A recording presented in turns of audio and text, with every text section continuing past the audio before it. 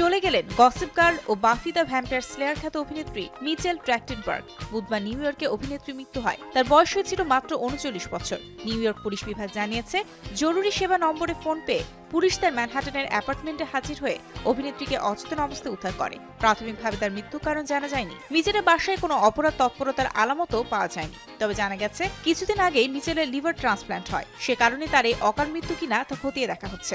অন্যদিকে অস্কারজয়ী বর্ষিয়ান মার্কিন অভিনেতা জিন হ্যাকম্যানের সঙ্গে তার স্ত্রী বেটসি আরাকাওয়ার মৃত্যুর খবর জানিয়েছে পুলিশ। যুক্তরাষ্ট্রের নিউ মেক্সিকোর সান্তাফের বাড়িতে এই দম্পতির মৃতদেহ পাওয়া যায়। হ্যাকম্যান আরাকাওয়ার সঙ্গে তাদের কুকুরের মৃত্যুর খবর এসেছে।